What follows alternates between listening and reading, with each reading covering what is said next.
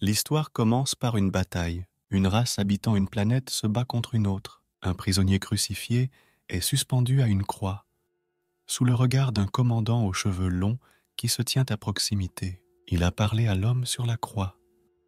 Il lui a demandé de ne pas fermer les yeux, car le meilleur allait commencer. Ces soldats allaient être mis en pièces. Je me souviens aussi d'avoir entendu ces derniers cris. Tout ce que ce vieil homme pouvait faire, c'était crier et regarder ces soldats se faire tuer. Les plus grandes réalisations de notre race. Rappelez-vous que c'est pour cela que ce qui se passe aujourd'hui deviendra une légende. Le commandant donne des ordres à ses subordonnés. Abattez tous ceux qui vous barrent la route, armée rouge. La bataille commença. L'armée de l'armure rouge tuait tout le monde sur son passage. Les gens ordinaires ne pouvaient rien faire. Ils étaient bien plus faibles. Le commandant de l'armée rouge se raisonne. Il n'a pas envie de sourire ces derniers temps. Les combats ne sont plus aussi agréables qu'avant. Et les gens qui veulent devenir forts meurent d'insouciance, dit le vieil homme d'une voix rauque et mourante. Démons, vous êtes des démons. Mais l'homme de l'armée rouge pensait qu'il n'était pas différent d'eux. Et ce monde entier est l'enfer. Et tout le monde y est un démon. Quelque part dans les environs du château de Kams, un homme d'âge moyen tentait d'échapper à ses poursuivants. Il s'appelait Rito et courait sur le flanc de la montagne, une fourche à la main. Deux nains à tête verte lui coururent après et lui demandèrent de s'arrêter. Comme ils n'arrivaient pas à l'atteindre, ils ont commencé à lui demander d'arrêter. Ou, s'ils ne l'atteignaient pas, il serait tué. Mais il ne s'est pas soucié de ce qui leur est arrivé. Il leur a simplement conseillé d'arrêter de crier et d'essayer de l'atteindre, parce que crier ne les aiderait pas. Alors qu'ils se tournaient vers eux, sans regarder où menait le chemin, un abîme apparut devant lui, ou plutôt la grotte dans laquelle le garçon était tombé.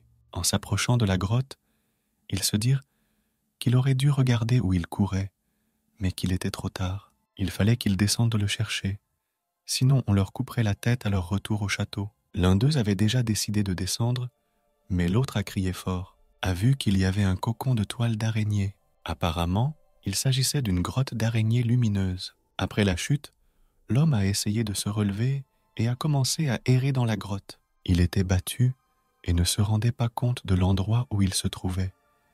Mais il devait maintenant trouver une corde pour sortir d'ici. Dans l'obscurité totale, il ne voyait pas où il allait, et son visage heurta un amas de toiles d'araignée. Il est mécontent et se met à jurer.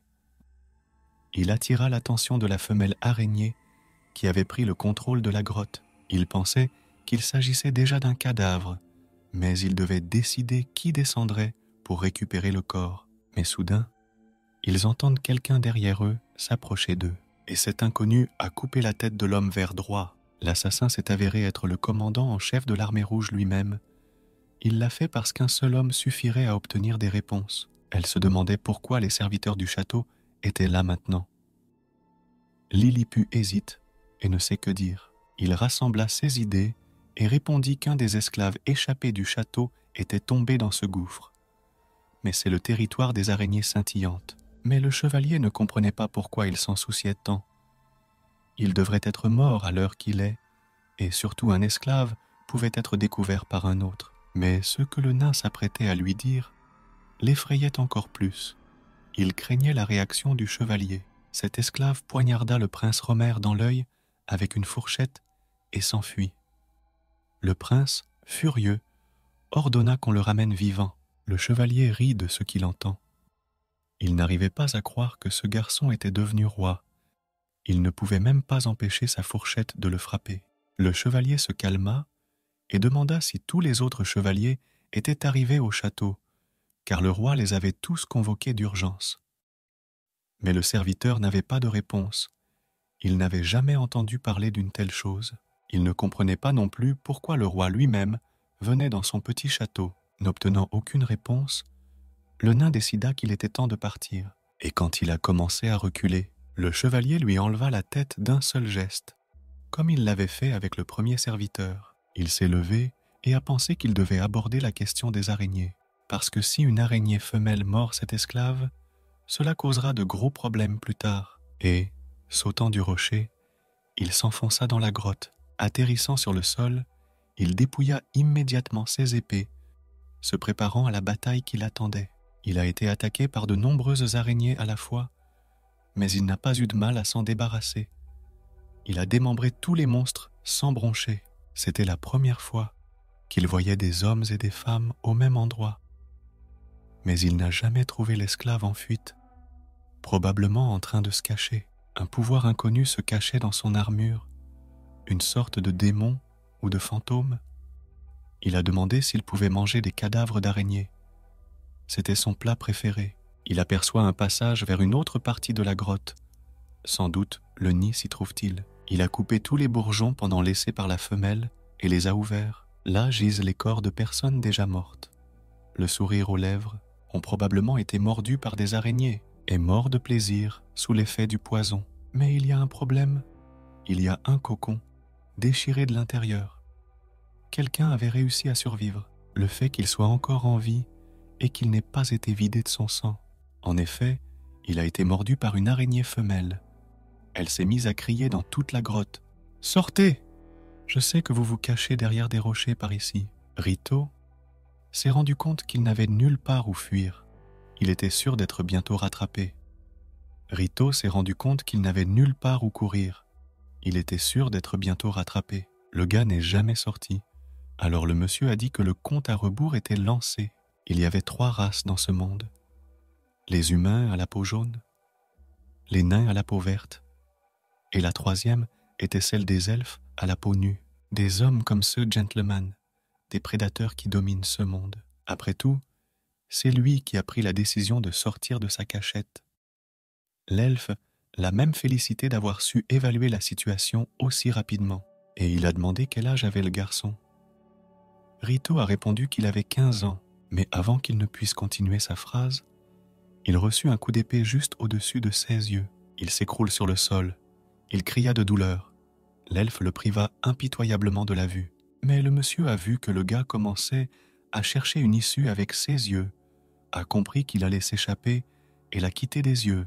Il s'est assis par terre et a dit que dans toute autre situation, il l'aurait tué immédiatement, mais qu'il s'intéressait à ce type pour une raison précise. Il a été intéressé par l'histoire de Rito qui a poignardé le prince Romero dans l'œil avec une fourchette, et si je pouvais le faire rire, je le laisserais vivre. Pendant ce temps, le venin de l'araignée femelle se répand lentement dans le corps du garçon. Rito n'arrive pas à penser correctement à cause de la douleur. De quoi parle ce salaud qui le fait rire? Il ne comprenait pas ce que cet homme attendait de lui. Puis l'elfe l'a menacé. « J'aurais peut-être dû le tuer après tout. »« Non !» a crié le garçon. « Il dit qu'il va essayer. » Il s'appelait Rito, et il y a 6 mois, les elfes ont tué ses parents. Par la suite, son frère et le garçon lui-même ont été capturés et réduits en esclavage. Ils nettoyaient les enclos des animaux en enlevant le fumier à la pelle. Cela sentait très mauvais et causait de l'inconfort et des ritos. Une seule question le préoccupe.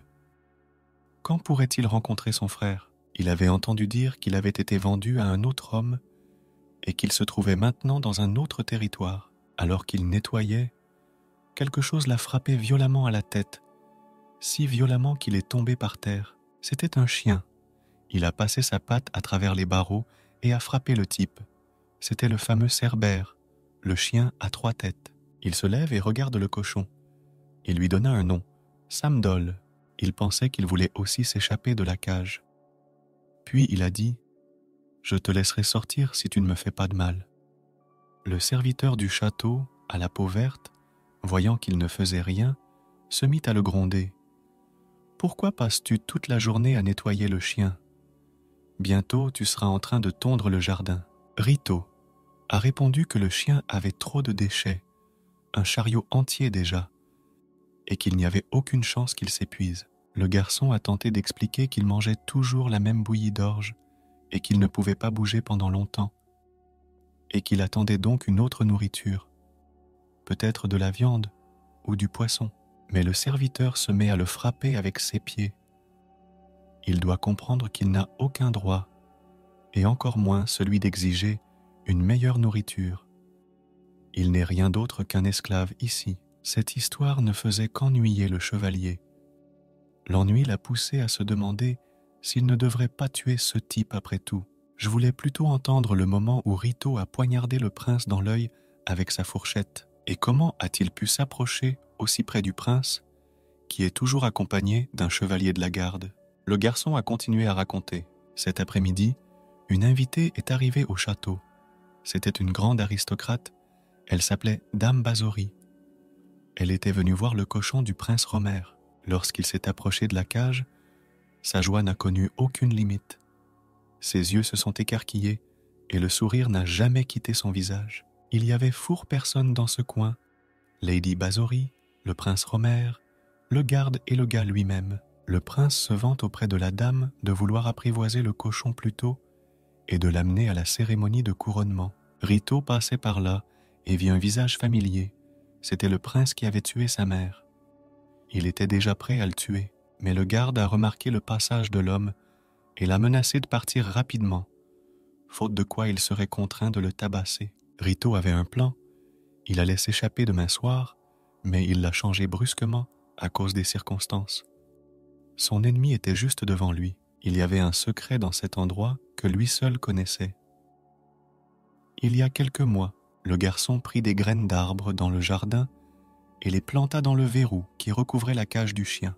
Il s'est rendu compte que les graines germeraient lentement et finiraient par briser la serrure de l'intérieur. Le garçon prit un morceau de viande et le donna au chien à 3 têtes. Il a crié le nom du chien, Samdol, c'est l'heure de manger.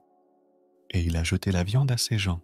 Un morceau de viande est enfoncé dans le crâne chauve du gardien et le fauve franchit la porte de la cage de toutes ses forces. Et comme il était trop grand et que la serrure était endommagée, il s'est cassé. Cerberus s'est jeté sur le garde pour le manger. Et dans un moment de confusion totale, Rito prend sa fourchette et se jette sur le jeune prince, avec les mots « Tu vas mourir ». Il plante sa fourchette en plein dans l'œil du prince, espérant l'atteindre au cerveau. À ce moment-là, le monsieur interrompt le récit du garçon. Il se demande où il a trouvé la fourchette, ou s'il est en train de lui mentir, mais il s'est avéré qu'il l'a trouvée dans la portée de porc. Apparemment, l'un des nourrisseurs n'a pas tenu le compte et a donné la fourchette au chien. Et comme le garde ne pouvait pas bouger, le type s'est enfui en pataugeant dans de gros tas de neige. Une fois à l'extérieur du château, il se mit à crier que ce n'était pas la fin, qu'il reviendrait sûrement quand il serait plus fort, qu'il prendrait le 2e œil du prince et qu'il le tuerait ensuite. C'est la fin de son histoire. Il fuyait les serviteurs du château et il est tombé dans cette grotte. Le chevalier elfe se leva. Il trouvait cette histoire intéressante, voire amusante. Mais malheureusement, il ne pouvait se passer de Rito. Le garçon a voulu en connaître la raison, car il avait rempli toutes les conditions. Mais le monsieur savait que c'était le garçon qui avait été mordu par une araignée, surtout une araignée femelle, une araignée brillante aux yeux verts. Le corps du garçon se réchauffait, et ses yeux avaient sans doute déjà récupéré. Et tout ce pouvoir de récupération qu'il a reçu de l'araignée, il lui a volontairement donné un coup de poing dans les yeux pour confirmer son intuition. Mais le type a fait semblant de ne pas voir. Les araignées lumineuses se reproduisent d'une manière particulière. Elles se reproduisent avec du venin, laissent leurs œufs dans le corps de la victime, ce qui confère au vecteur des capacités spéciales, et ils sont renforcés pour que l'incubateur puisse protéger sa future progéniture. Mais au bout d'un certain temps, l'hôte perd la tête et commence à manger tout ce qui se trouve sur son chemin. Lorsque les araignées éclosent, elles mangent tout l'intérieur, et ce n'est qu'ensuite qu'elles sortent en rongeant la chair. En apprenant cette information, Rito a commencé à paniquer violemment, essayant de trouver des araignées sur son corps. Le chevalier rengaina son épée et commença à s'approcher du garçon. Cependant, il a aussi trouvé l'histoire de ce type plutôt drôle, et par pitié, il lui a ôté la vie sans douleur. Rito lui a crié de se taire. Après tout, il n'avait toujours pas retrouvé son frère. Ses yeux brillent d'une lueur verte. et son visage devint agressif. Il décida qu'un seul mourrait ici, cet elfe. Son corps se mit à déborder d'énergie. Il sentait quelque chose bouillir en lui. Décidant qu'il devait s'occuper de ce monsieur tout de suite, il prit sa fourchette et commença à l'attaquer en lui sautant dans l'œil. Lorsque la fourchette atteignit son œil, l'elfe ne broncha même pas. Sa réaction fut instantanée. Il réussit à se retourner à temps et attaqua Rito avec son épée en plein dans le cou. Mais l'épée ne parvint pas à lui transpercer le cou. Il entendit le tintement du fer comme si son épée avait frappé la lame elle-même. Se rendant compte de l'échec de cette attaque, il n'a rien trouvé d'autre à faire que de repousser le type d'un coup de pied. Rito est tombé d'un coup si fort sur le sol qu'une grande quantité de poussière s'est formée. Apparemment, la mutation a déjà commencé, mais lorsque la poussière se dissipa, un nouvel ennemi apparut devant l'elfe. Il s'agissait de Rito lui-même, mais sa main a muté, prenant l'apparence de l'arme qu'il utilisait. Une fourchette. L'homme est surpris. Sa main a changé. Mais cela n'avait pas d'importance. Avait un autre objectif, et nous pourrons y réfléchir plus tard. Il courut pour attaquer à nouveau le chevalier, mais la direction de l'impact fut aussi primitive que la dernière fois. L'elfe a attaqué le gars de l'autre côté et a même réussi à le blesser. Pendant ce temps, au château, le médecin recoue l'œil blessé du jeune prince. Il estime que la blessure n'est pas trop profonde, mais qu'il faudra environ 2 mois pour qu'elle guérisse. Romero a demandé d'urgence qu'on lui apporte un miroir pour voir à quoi il ressemble maintenant. Son serviteur, un nain à la peau verte, le tenait devant lui. L'expression du visage du prince montrait clairement qu'il n'était pas très satisfait de son apparence en ce moment. Le garçon ne pouvait pas accepter de ressembler à un monstre. En même temps, le médecin a essayé de le calmer et lui a dit qu'il avait l'air très bien. Mais Romero est très en colère et, malgré les efforts du médecin, le jette par la fenêtre. La chambre du prince étant très haute, il n'avait aucune chance de survie. Et, à côté du garde debout, il est tombé et s'est brisé. Le prince n'est pas près de se calmer. Il tire son épée et exige qu'on lui amène rapidement l'esclave. Les serviteurs lui dirent qu'il était maintenant recherché par des gens comme eux, ce à quoi le garçon cria encore plus fort. Il ne comprenait pas pourquoi les serviteurs inutiles faisaient cela et demanda que les soldats sortent pour le chercher. Désespéré, il décide d'aller lui-même chercher Rito et de l'achever. Mais Dame Bazori lui demande de se calmer. Il a déclaré que le moment était trop crucial pour être imprudent et qu'il devait tenir la promesse qu'il était obligé de tenir après le couronnement. Le combat se poursuivit dans la grotte, Rito se levant et reculant devant le coup qu'il avait reçu. Il se rendit compte que son adversaire était meilleur, plus fort et plus rapide. Aucune de ses attaques ne l'atteint, mais il n'allait pas mourir ici. Il ne pouvait toujours pas localiser son frère. L'elfe, très surpris, offrit une nouvelle chance à Rito et lui dit que pour survivre, il le laisserait se battre à ses ordres. Le chevalier a des guerriers qui ne combattent que sous son commandement, une unité spéciale qu'il a lui-même créée. Je voulais même l'aider s'il était d'accord, et pour enlever les œufs d'araignée de son corps. Rito n'allait pas lui faire confiance. Après tout, cet elfe n'allait que l'achever. Il devinait que ce n'était qu'une ruse de plus. D'après les informations que le chevalier connaissait, après la morsure de l'araignée, la victime avait peu de temps, et le type aurait déjà dû perdre la tête. Mais cette fois-ci, c'était une exception. Cela arrive assez rarement. Et il considérait donc qu'un tel guerrier avait de la valeur. Mais il y a une autre raison pour laquelle il l'a proposé. Rito aimait bien ce monsieur, et ses conditions étaient simples. Il suffisait d'obéir à tous ses ordres, et cela impliquait de tuer des gens. Rito est en état de choc. Il réalise qu'il doit désormais tuer des gens comme lui, mais il n'avait pas d'autre option pour survivre. Ses pouvoirs étaient trop différents, et le gars a donc été forcé d'accepter son offre. Pour l'instant, il reste en vie, et avec le temps, il aura une chance de s'échapper. Mais soudain, l'elfe attaqua. On aurait dit qu'il voulait à nouveau couper la tête de Rito, mais il a bien réfléchi, et il savait que le gars serait capable de s'accroupir. Il allait frapper quelqu'un derrière lui. Quelque chose avec des pas rapides rebondit dans le dos du garçon. Il s'accrocha au toit de la grotte et resta suspendu. Il avait l'air intimidant, tout vert, avec des yeux luisants et une colonne vertébrale qui sortait de son dos. L'elfe leva les yeux et le vit.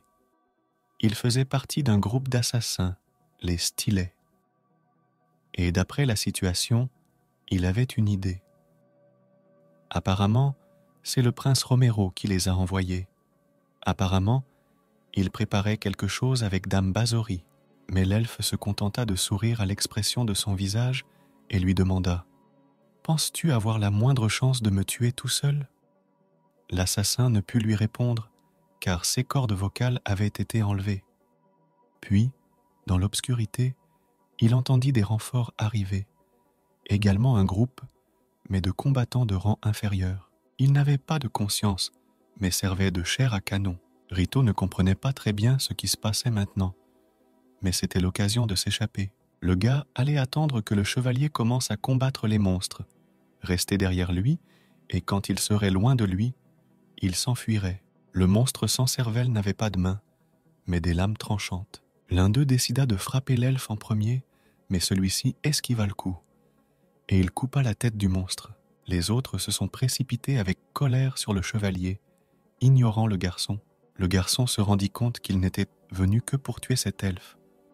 Alors, pendant qu'il se battait, il commença à s'enfuir. Celui qui voulait tuer le garçon se rendit vite compte que celui-ci s'enfuyait.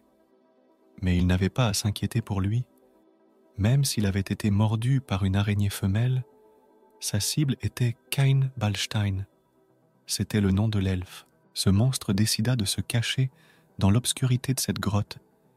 Et, lorsque l'elfe était occupé avec d'autres monstres, il s'approcha furtivement et lui coupa la tête. Les ghouls essayaient de l'atteindre, mais elles n'y arrivaient pas. Et à chaque attaque, il y en avait une de moins. Sa préparation a été admirable et sa rapidité fulgurante, qu'il était difficile de le voir bouger avec des yeux normaux. Il a tué environ 5 ghouls d'un seul coup, et alors qu'il tournait le dos au protagoniste lui-même, il a décidé de l'attaquer. Croyant qu'il était dans son angle mort, il utilisa une technique secrète de passage dans l'ombre qui dissimulait parfaitement sa présence. Et comme son ennemi ne pouvait pas voir ce qui se passait derrière lui, il attaqua. Mais une fois à ses côtés, il se rendit compte qu'il y avait des failles dans son plan. Son armure était quelque chose d'incroyable, et à ses coudes se trouvaient des yeux qui voyaient tout ce qui se passait autour de lui. Au même moment, Rito avait déjà réussi à s'enfuir du champ de bataille et pensait déjà que son plan avait réussi et qu'il avait pu s'échapper. Il commença à escalader le mur pour sortir.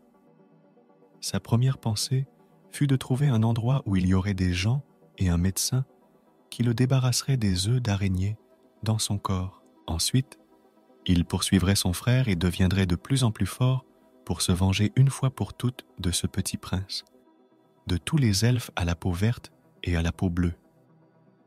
Il voulait leur faire sauter la tête. Il se débrouillait bien, ayant acquis une force inhumaine et une arme en forme de fourche géante au lieu d'un bras. Presque sur le rebord, il regarda vers le bas. Il espérait que cette bière à l'aspect hideux était déjà morte au combat, mais il a entendu que quelqu'un était là. L'elfe commençait à en avoir assez d'attendre qu'il monte. Caïn attend qu'il se relève et lui frappe la tête contre le sol avec son pied. Il était maintenant de très mauvaise humeur et l'a menacé d'arrêter de parler de lui comme ça. Et si la prochaine fois, il essayait de s'enfuir à nouveau, il le tuerait à coup sûr. Et maintenant, ils doivent quitter cet endroit immédiatement, car les renforts des assassins vont bientôt arriver.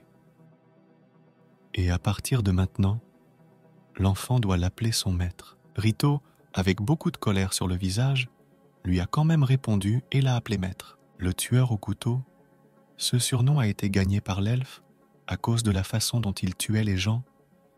Il coupait tout le monde comme du beurre avec un couteau. Il a mené l'armée rouge dans une campagne victorieuse contre un nombre illimité d'humains. Il était un héros de sa race qui a gagné le respect et a instillé une grande peur chez les humains. Parmi tous les 13 chevaliers, Cain Ballstein était considéré comme le plus fort. Au même moment, au château, le jeune prince se prépare à son couronnement. Et l'invité de Lady Bazora raisonne, hypnotisé par l'idée même de devoir tuer quelqu'un. Romero pensait que pour être un vrai roi, il devait tuer le chevalier Cain. Mais si cela ne fonctionne pas maintenant, il ne manquera pas de faire intervenir son armée rouge pour se venger. Il savait aussi que l'armée de son père comptait de nombreux guerriers fidèles à l'elfe Cain. Lady Bazora dit que le prince ne doit pas s'inquiéter, car un groupe d'assassins ne s'arrêtera jamais avant d'avoir accompli son travail, qu'il s'agisse de Cain ou même du roi. Le jeune prince était très en colère contre son père. Il ne pouvait pas supporter l'idée que le roi allait donner tout le royaume et le pouvoir à Cain, dont il allait hériter. C'est pourquoi il allait lui aussi tuer son père. Romero ordonna aux meilleurs combattants de se rassembler et partit quelque part. Et la jeune fille ne put s'empêcher de demander où allait le jeune prince, s'il voulait tuer Cain lui-même. Il va retrouver l'esclave qui a mutilé son visage. Au bout d'un moment, Cain et Rito sortirent de la grotte et se dirigèrent quelque part. Mais le garçon ne savait pas exactement où, alors il décida de demander. Et combien de temps cela prendrait pour enlever les œufs d'araignée de son corps? L'elfe lui dit qu'il se dirigeait vers l'ouest, où se trouvait son armée rouge, et qu'il récupérerait les œufs en chemin. En le suivant, Rito n'arrivait pas à se décider. S'il essayait de le tuer maintenant, rien ne garantissait qu'il tiendrait sa promesse et obtiendrait les araignées. Et peut-être qu'il se sert de lui maintenant et que lorsqu'il n'aura plus besoin de lui, il le tuera. Tous ses doutes étaient dus à sa race. Il savait que les elfes étaient sans pitié pour les humains ordinaires. Le garçon se demandait ce qui se passerait s'il l'attaquait ainsi. Il était sûr, qu'il soit humain, peau verte ou elfe, que s'il le frappait au cou avec une fourche, il mourrait à coup sûr. Mais il se rendit compte que leur différence de force était trop grande. Le chevalier se retournerait donc facilement et couperait son corps en deux. Ainsi, les jambes resteraient sur place et le corps s'envolerait vers le haut. Il a changé d'avis à temps, réalisant qu'il devait devenir plus fort et attendre un meilleur moment. Et maintenant, il doit être encore en vie. Et un jour, cela le tuera. Ils ont changé de vitesse et se sont mis à courir, sans s'arrêter, sur une distance de plusieurs kilomètres. Rito ne pouvait pas continuer à ce rythme. Il le voulait, se déplacer un peu plus lentement, parce qu'il était très fatigué. Mais Caïn pensait qu'il n'avait pas le choix. Il devait quitter ces lieux rapidement et le plus discrètement possible. Après tout, en ce moment même, l'armée et le clan des assassins étaient à sa recherche. Pour une raison inconnue, le monsieur s'est moqué de tout le voisinage.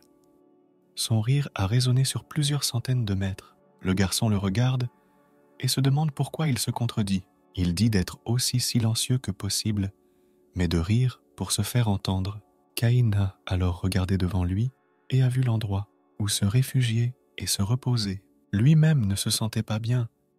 Lors du combat contre le chef des assassins, au moment où il lui a coupé la tête, son adversaire l'a un peu frappé, mais il l'a frappé, et ses lames ont laissé une coupure sur son cou. Mais son arme était aspergée de poison. À la récréation, il en parle au garçon. Cain avait oublié un instant, à cause des longues batailles, l'arme principale de ces lâches assassins. En entendant cela, Rito fut satisfait pendant un moment. Si c'est du poison, alors c'est dangereux, et il ne pensait qu'à une chose. Mourir, mourir, s'il vous plaît. Si le monsieur s'était avéré être un homme ordinaire comme Rito, il serait mort depuis longtemps. Mais pour lui, le poison n'était pas mortel. Il n'avait plus qu'à se mettre à l'abri du soleil et à se reposer, et en peu de temps, il se rétablirait. En outre, il disposait d'une armure qui lui permettait de neutraliser le poison à grande vitesse. L'elfe repoussa le garçon du pied pour marcher plus vite à couvert. En rampant, le garçon pensait « Mais pourquoi était-il poursuivi ? Après tout, il était un elfe comme 16 poursuivants. » Mais il n'y avait pas de réponse. Caïn rampe pour se mettre à l'abri, mais il n'aurait jamais pensé qu'après le genre de combat qu'il avait eu, il irait sous terre pour se rétablir. Rito se remit à réfléchir à un plan. Il allait attendre qu'il s'endorme pour s'enfuir. Mais le chevalier lui rappela que les œufs d'araignée étaient toujours dans son estomac. Il pouvait affirmer avec certitude que personne en vie ne pourrait l'aider, car tous les bons guérisseurs étaient déjà morts. Mais heureusement, il connaissait une personne qui pouvait le faire. Et quand il fut presque à l'abri, il ajouta « Si tu oses t'enfuir, je te tue ». Rito était assis, observant l'endroit où son maître dormait. Il se dit que c'est le meilleur moment pour s'enfuir. Mais cela ne résoudrait pas son problème. Bien qu'il ait réussi à s'échapper du château, il ignorait pour l'instant totalement le territoire dans lequel il se trouvait. Et tout ce qu'il avait fait ne servirait à rien s'il était rattrapé par les autres elfes. Il se ravisa et décida qu'à partir d'aujourd'hui, il suivrait cet elfe pour se débarrasser des œufs d'araignée. Une fois ce problème résolu, il chercherait une occasion de s'échapper, après être devenu beaucoup plus fort et avoir retrouvé son frère. Et après tout cela, pour venger ses parents. D'après les indices qu'il avait entendus au château, son frère avait été vendu à un endroit appelé Seorin, mais il ne pouvait pas l'accepter comme ça et venir dans cette ville. Seule la main fourchue mutante fait de lui un monstre. Il espérait qu'après s'être débarrassé des araignées, il reviendrait à la normale. Le garçon regardait sa main lorsqu'il a soudain vu un objet brillant s'approcher de lui. C'était une flèche qui volait droit sur sa tête. Mais il réussit à s'allonger et à éviter la mort. Il jeta un coup d'œil hors de sa cachette et entendit des voix quelque part au loin. Ils essayaient de retrouver les fugitifs. 16 elfes ne savaient pas qui ils cherchaient, mais ils allaient le capturer. Ils promirent de donner 50 pièces d'argent pour la tête de l'esclave qui avait percé l'œil du prince. Ces deux-là n'ont pas l'air de guerriers entraînés, mais comme tous les pauvres, ils ont besoin d'argent.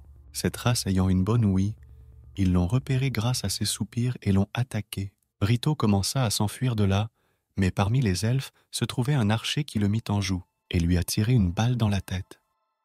Mais instinctivement, le garçon se retourna et repoussa la flèche de sa propre main.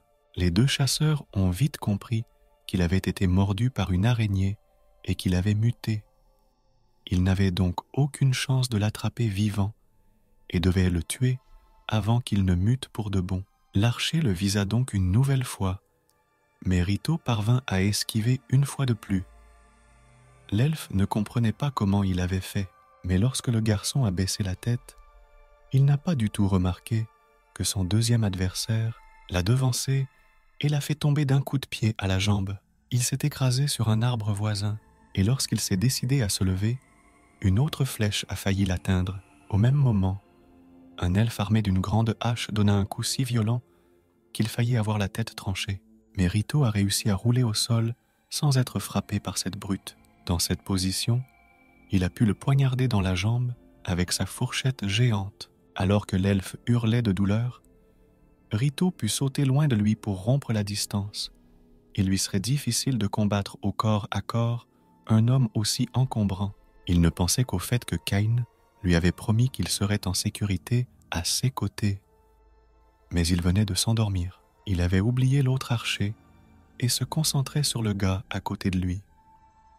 C'est alors que la flèche s'est dirigée vers son cou. Un souvenir de son frère lui traversa l'esprit. Et cela lui donna une nouvelle force pour ne pas s'effondrer face à une attaque aussi faible. Il était enragé, le visage recouvert de plaques protectrices semblables à un casque. Il arracha la flèche de son cou, prêt à tuer quiconque se mettrait en travers de son chemin. Toujours en colère, l'archer décocha une deuxième flèche qui toucha à nouveau le même endroit. Il tomba à terre et ne put plus bouger. Alors le grand homme à la hache a décidé d'en finir avec lui. Et quand il a levé la hache au-dessus de sa tête, il pensait qu'il s'agissait d'une voix de femme et voulait savoir qui était là. Ils ont cru qu'il s'agissait d'une voix de femme et ont voulu savoir qui était là. Mais tout, ce qu'ils ont vu, c'est un visage pâle, mais qui ressemblait beaucoup à un fantôme. Ils commencent à menacer celui qui se cache dans l'ombre.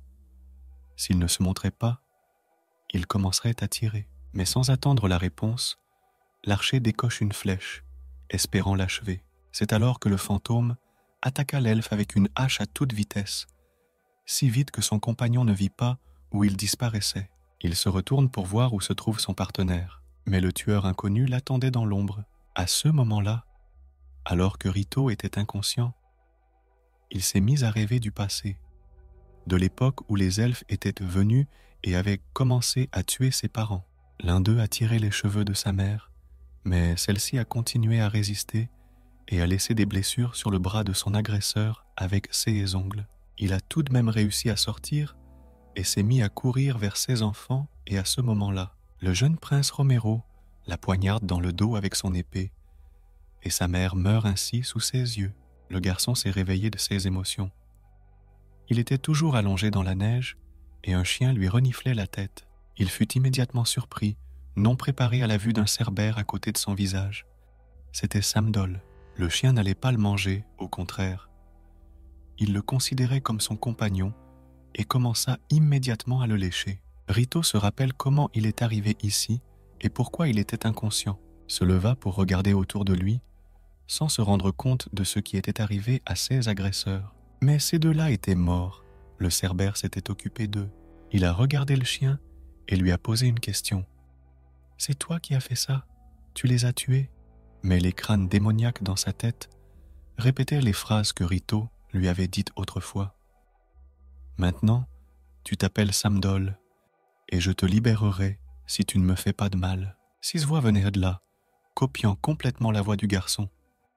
C'était très intéressant et effrayant à la fois. Il toucha sa nuque, là où la flèche de l'archer avait frappé.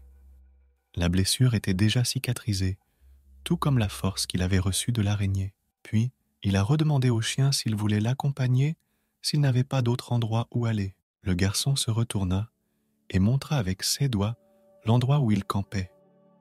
Il dit qu'un autre fou les accompagnerait, mais que le moment venu, il le laisserait. C'est alors qu'une voix surgit des ténèbres de la forêt.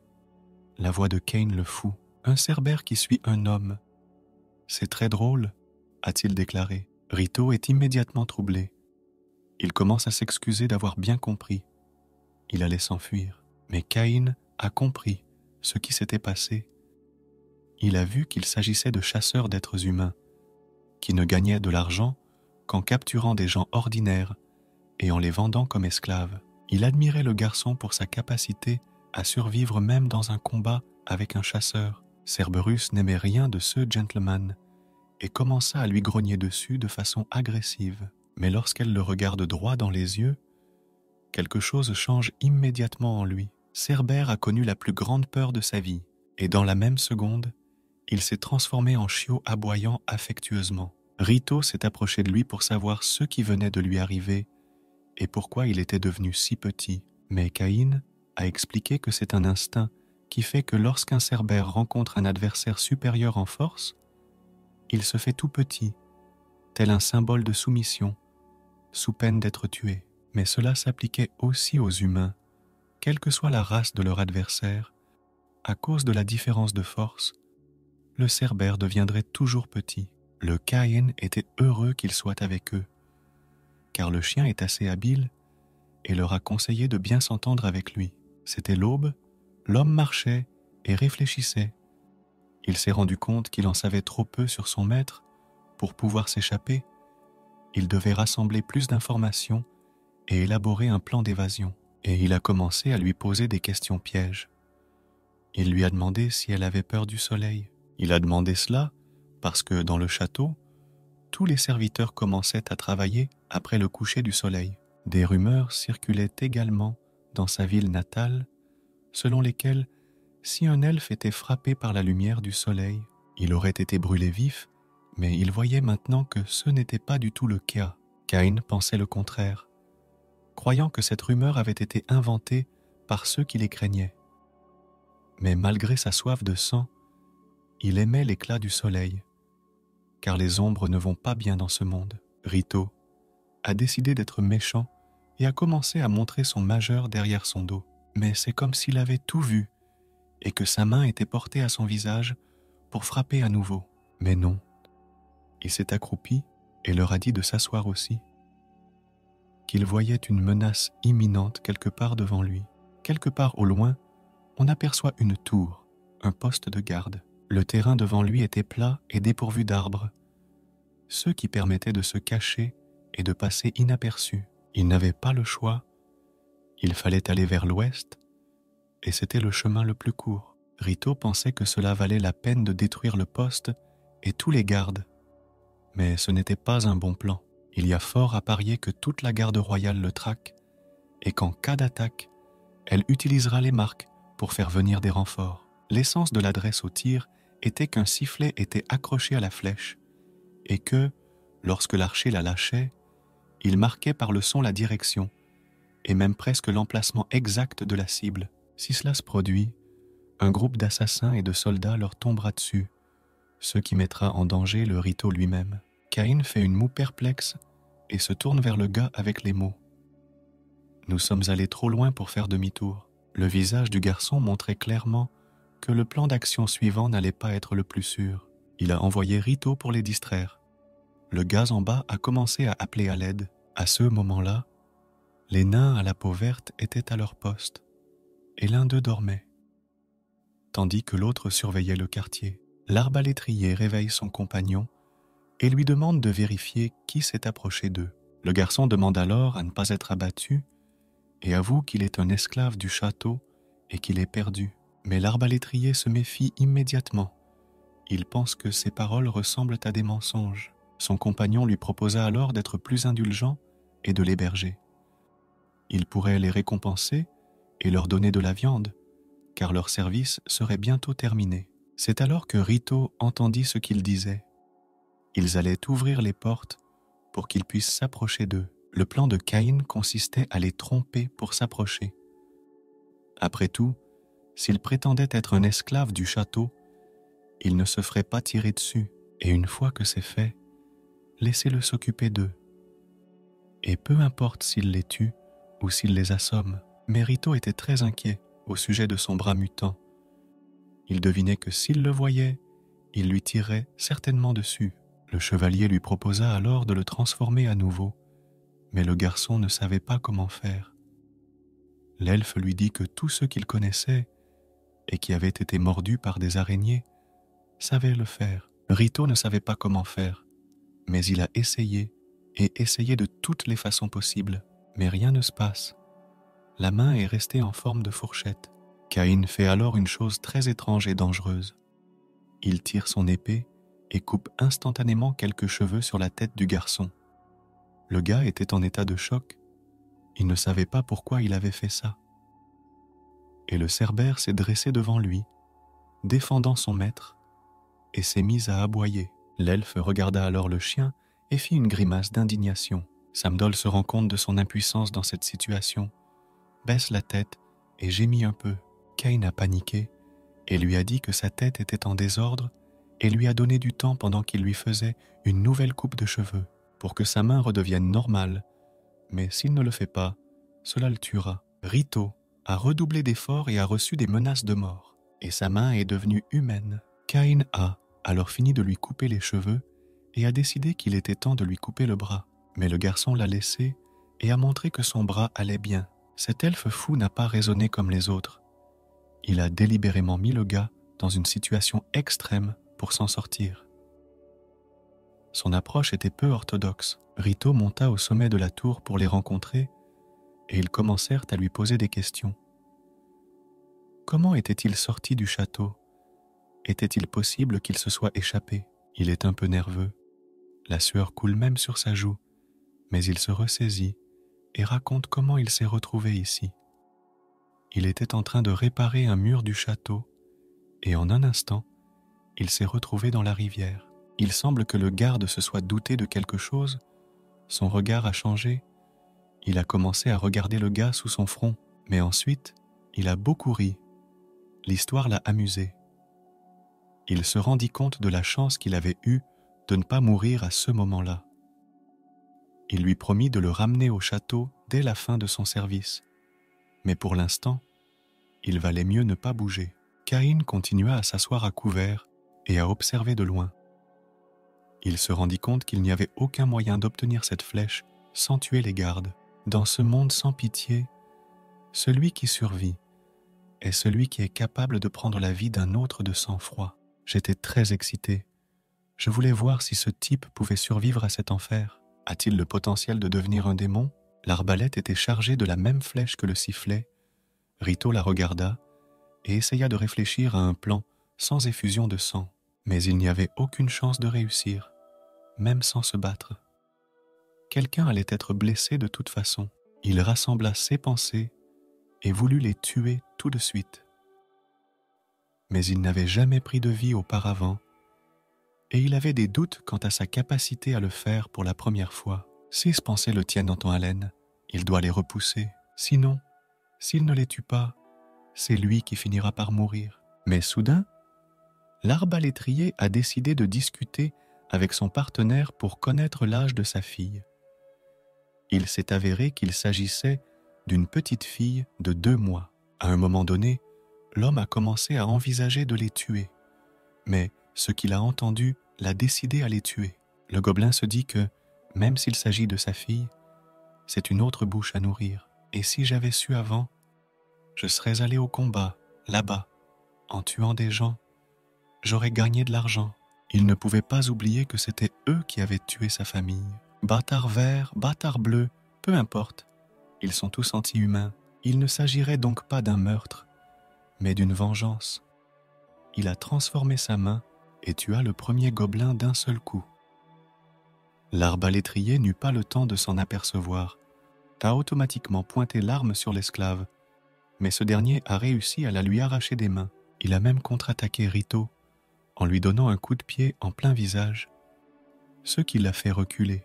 Il y avait plusieurs mètres entre eux, et l'orque profita de l'occasion pour sauter sur son arbalète et appeler des renforts. Mais le garçon est beaucoup plus rapide que lui, et lui transperce le corps de sa main fourchue. Son épaule est transpercée, mais il est encore en vie. A commencé à demander grâce parce qu'il avait une petite fille, quelque part dans le village le plus proche du château. La garde du prince se promenait, a vu passer un orque tirant une charrette. Il fit une grimace et demanda s'il avait vu un enfant humain ici. Mais pour l'amour de Rito, cet orque n'avait jamais vu un seul rat, et encore moins un humain. Juste derrière lui, le jeune prince Romero entre dans le village. Il demande à Contesa s'il a trouvé des indices. Le garde pensait que ce n'était qu'une question de temps avant qu'il ne soit attrapé, car l'esclave ne connaissait pas la région, et encore moins les meilleurs combattants qui étaient occupés à l'attraper depuis un certain temps. Il valait donc mieux que le prince reste au château. Mais comme l'a dit le roi, son fils doit obtenir tout ce qu'il veut de ses propres mains. Il arrachera donc personnellement l'œil du crâne de cet esclave. Il était cruel et allait, après lui avoir arraché un œil, découper son corps et le donner à manger à un chien sauvage. C'est alors qu'une villageoise très pauvre s'adressa au prince pour lui demander de l'aider. Chaque année, les récoltes s'appauvrissaient et les impôts augmentaient de plus en plus. Il n'avait pas assez de nourriture pour passer l'hiver, mais il était clair, au vu de son visage, qu'il ne se souciait pas des problèmes des pauvres. Elle n'allait pas l'aider, mais ce n'était pas elle que l'orque demandait de l'aide, c'était au moins de la nourriture pour le garçon. L'inhumanité était typique de cette crapule. Il décida de couper la main de la pauvre femme et de la donner à manger à l'enfant. Peut-être qu'avec sa main, il pourrait nourrir tout le village, et pas seulement cet enfant. À ces mots, toute son armée fut stupéfaite par la témérité de leur prince, mais ne put rien lui dire. Il brandit son épée, et leur ordonne de rester immobile, afin qu'ils puissent couper son bras en petits morceaux qu'ils mangeront. Mais ils furent soudain distraits par un sifflement provenant du sommet de la montagne devant eux. Comte a immédiatement compris d'où venait la flèche de marquage. Apparemment, quelque chose avait été trouvé au poste de garde. Quelques secondes avant le coup de feu dans la tour, Rito a tué les gardes.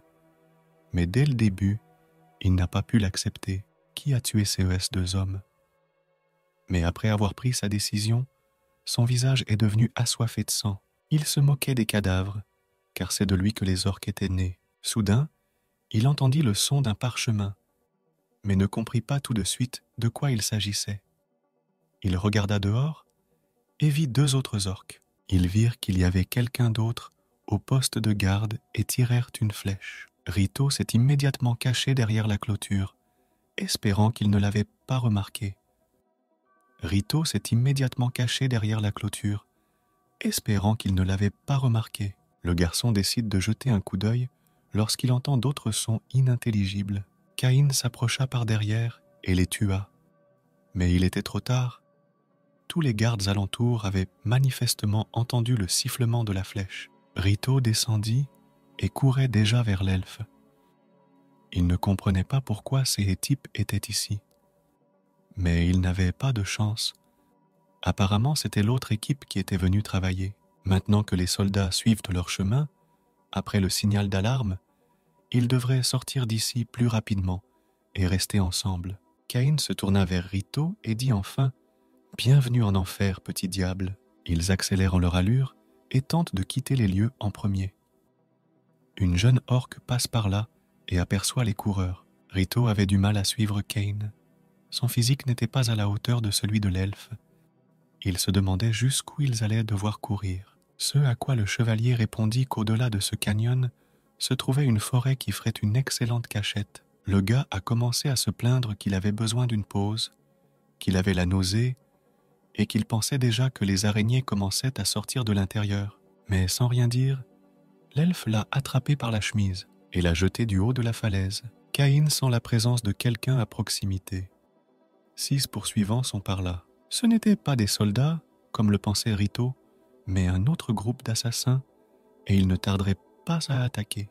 Le garçon commença à regarder autour de lui, espérant voir quelqu'un. Mais je n'ai pas vu un seul être vivant. Ce canyon était vide. L'homme a expliqué qu'il ne s'agissait pas d'une situation dans laquelle il pouvait être détecté avec une vue normale. Était son intuition, ou ce qu'on appelle son 6e sens. Rito pouvait lui aussi maîtriser une telle compétence, mais le prix à payer était élevé. Il devait passer plus de temps dans les combats et rester en vie. Une fois ces conditions remplies, il peut commencer à ressentir ce qu'il ne voit pas, notamment cette soif de mort qui l'habite. Il se sentait encore plus fort. Il savait que le tueur allait l'affronter. C'était osé. Ils aperçoivent une silhouette au fond du canyon, bien différente de leurs précédents poursuivants. Il portait une faucille à la main, une sorte de cape sur le dos et un casque sur le visage. Mais le soleil empêchait de tout voir. Il n'y avait que son ombre. Il brandit son arme, soulevant une couche de neige qui bloque peu à peu la vue. Et en un instant, il disparaît de cet endroit et se tient juste derrière Cain. Le combat commence et l'assassin frappe le premier, sa faucille manquant Cain parce qu'il a pu l'esquiver. Mais elle est allée droit vers la tête du garçon. Mais l'elfe réussit à interrompre son attaque d'un coup de pied en plein visage, en voyant l'assassin voler. Le combat prend de l'ampleur, mais personne n'abandonne. Ils se battent à armes égales. Dans un premier temps, aucun d'entre eux n'est en mesure de porter un coup à l'ennemi. À un moment donné, le tueur a décidé de briser un peu la distance. L'elfe était surpris de voir à quel point il se débrouillait bien dans le combat, en tenant compte du fait qu'il se bat avec un seul bras. L'assassin leva alors un doigt, pointant un endroit de la poitrine pour que le chevalier le remarque. Caïn reçoit tout de même une blessure dans son armure, mais il s'agit d'une armure spéciale qu'il a commencé à guérir.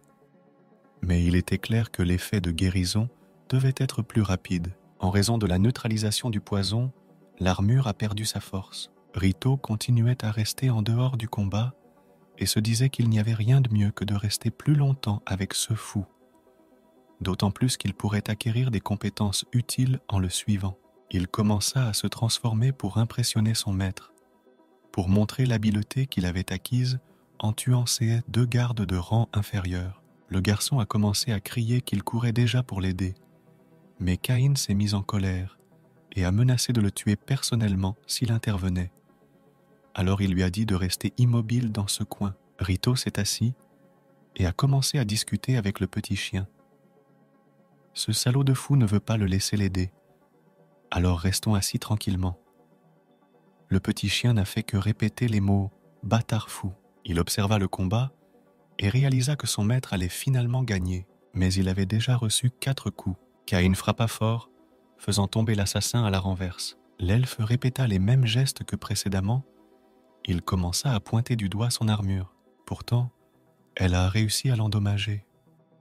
Son armure ressemblait à de simples chiffons, mais elle avait aussi un secret. Ils commencèrent à soigner la coupure. C'était une armure vivante, mais où un simple assassin pouvait-il se procurer une telle relique? Cela commença à inquiéter encore plus Cain, mais il s'en fichait. Il allait quand même le tuer et donner son armure en pâture aux siens. Il est donc temps de continuer à faire la fête et de ne pas renoncer au plaisir. Mais soudain, Samdol devint méfiant et commença à grogner quelque part le long de la falaise. Le garçon essaya de comprendre pourquoi il était si en colère. Le garçon leva la tête et vit une grande foule de gens. D'après ce qu'il disait, il s'agissait de soldats qui les avaient rattrapés pendant la bataille. Rito cria alors à Cain de venir rapidement. À ce moment-là, l'elfe demanda à attendre son rival. Le monsieur s'est alors mis en colère et leur a demandé de se taire. Le monsieur a crié, l'a attrapé par le cou et l'a plaqué contre le mur. Mais, le souffle court et la voix sifflante, Rito murmure, « Levez les yeux. Regardez, une armée de soldats nous a déjà rattrapés. Ils se sont retrouvés dans une situation désagréable, avec un assassin puissant d'un côté et une armée de guerriers de l'autre. Une seule clé ne pouvait pas les affronter tous en même temps. C'est alors que l'assassin inconnu appela l'elfe et lui proposa de remettre leur combat à plus tard. Il n'aurait aucune satisfaction s'il ne pouvait pas le tuer lui-même.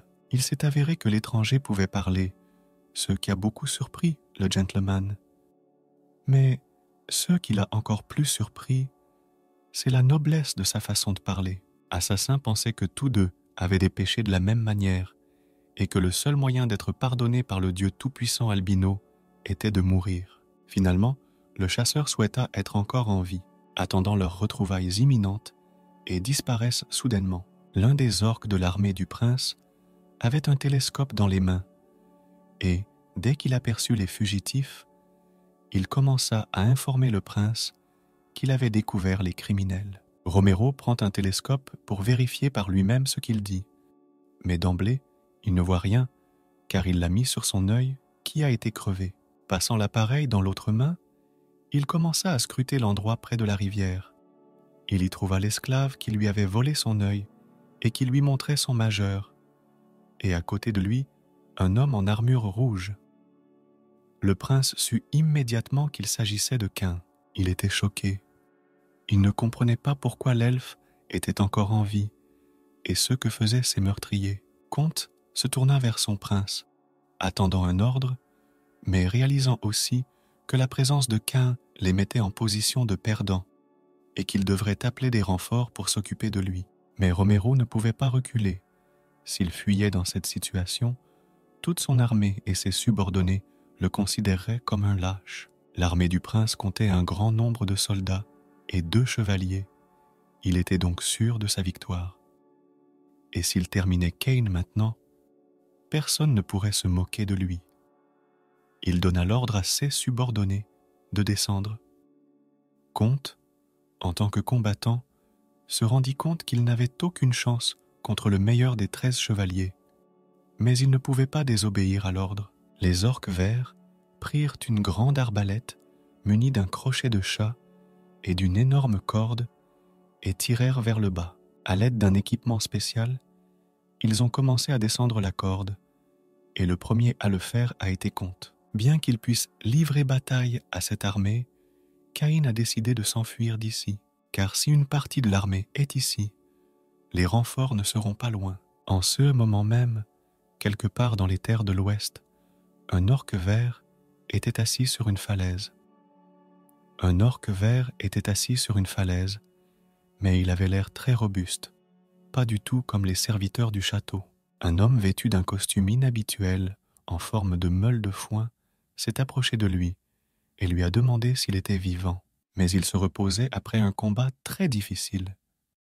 Il a gagné très durement et s'est apparemment cassé une côte. Il a combattu une autre créature en détresse, entièrement mutée, qui avait été mordue par une araignée rougeoyante. Même si ce n'était pas la première fois qu'ils en combattaient une, ils n'avaient toujours aucun moyen de savoir où se trouvait le nid de l'araignée. L'homme à la botte de foin commença à s'inquiéter pour Caïn, et plus probablement pour ceux qu'il servait.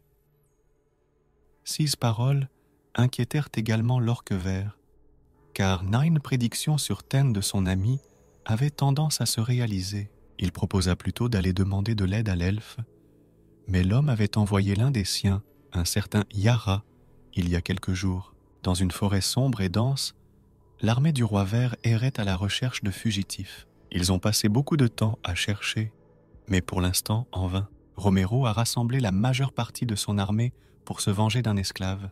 Caïn et Rito se cachent derrière un arbre, essayant de dissimuler leur présence. Regardant un peu à l'extérieur, l'elfe commença à compter ses ennemis. Il comptait une 20aine d'hommes.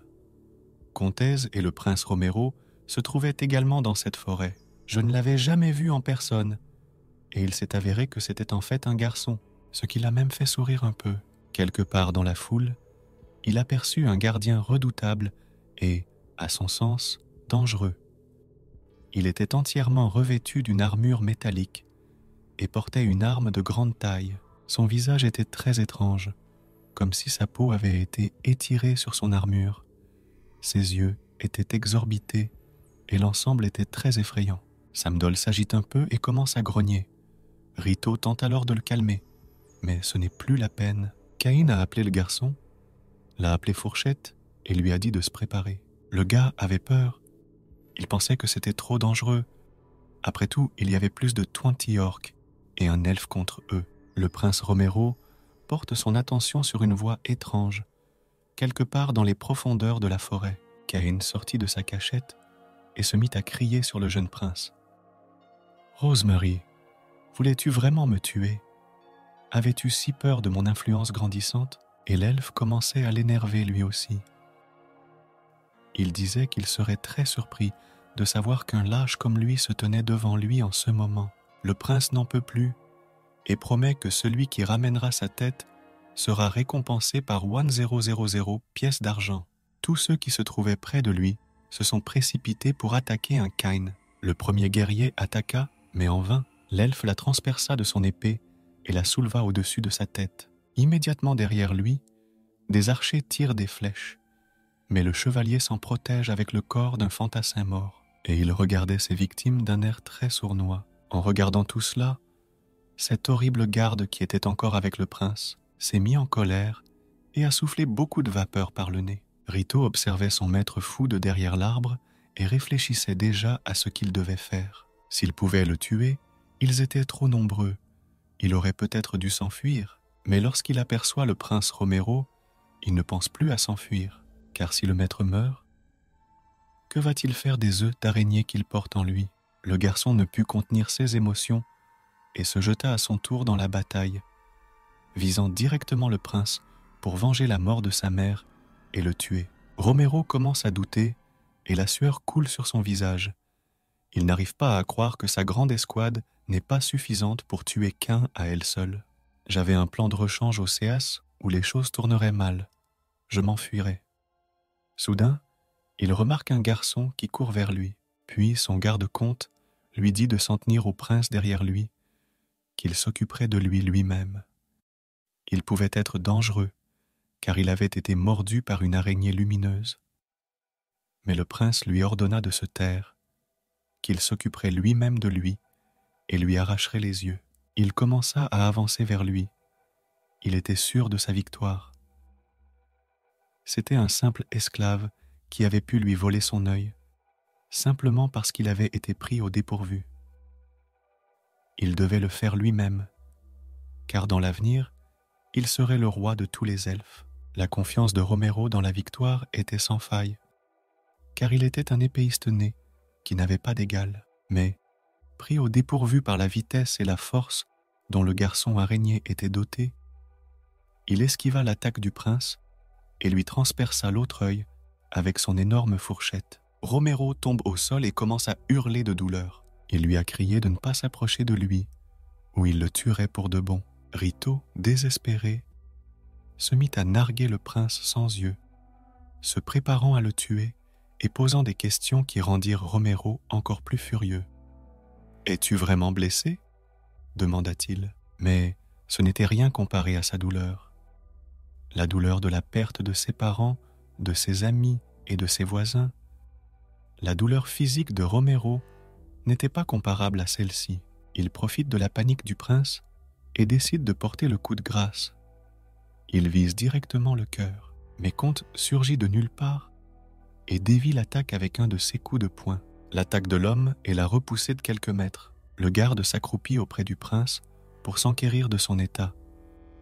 Mais il se contenta de lui crier qu'il avait perdu un œil et lui demanda de l'emmener rapidement chez le médecin. Il le souleva sur ses épaules et commença à l'emmener loin du champ de bataille. Il devait maintenant se rendre au château le plus rapidement possible, car il ne trouvait pas de médecin dans les environs. Comte a crié en donnant l'ordre à Sir Worcester « Doit quitter cet endroit car le prince a été blessé. On leur ordonne de prendre l'esclave vivant, et s'ils échouent et reviennent sans rien, leur tête roulera sur le sol. » L'homme encombrant se tourna vers les deux guerriers qui se trouvaient à proximité et leur ordonna de tuer le type avant qu'il ne se transforme complètement en monstre. Armés de boucliers, d'épées et de haches, ces deux-là courent vers le type. Rito ne sait pas trop quoi faire, mais soudain, un cerbère bondit de la forêt, reprenant sa grande forme, et griffe la tête de l'un des assaillants. Mais il n'eut pas le temps de l'achever. Il se couvrit de son bouclier, et à ce moment, les arbalétriers tirèrent des flèches sur le chien. Le chien gémit dans la forêt à cause des dégâts qu'il avait subis. Rito a été distrait par les hurlements du chien. Il n'a pas vu son ami se faire tirer dessus, et c'était une erreur. Le deuxième attaquant s'est approché du gars et l'a assommé avec son bouclier. Il l'attaque immédiatement avec son épée, mais Rito parvient à faire passer la lame entre les dents de sa fourche, empêchant ainsi son assaillant de le tuer.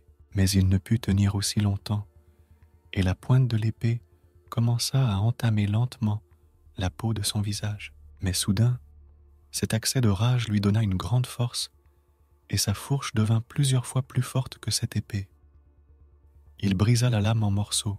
Comme il était plus petit que son adversaire, il sauta de l'arbre derrière lui et put alors produire une attaque à partir de sa tête. Sa main passa par-dessus le bouclier et transperça le cou de l'immonde orc. Et le gars s'est déchiré le cou, éclaboussant de sang tout autour de lui. L'esprit de l'homme était obscurci. Il ne voyait plus la différence entre le bien et le mal. Il rebondit alors sur les attaquants restants et son corps se transforme complètement. À présent, il ressemblait à un véritable monstre. Une armure s'était formée autour de chaque partie de son corps, de sorte qu'aucun guerrier ordinaire ne serait capable de le tuer.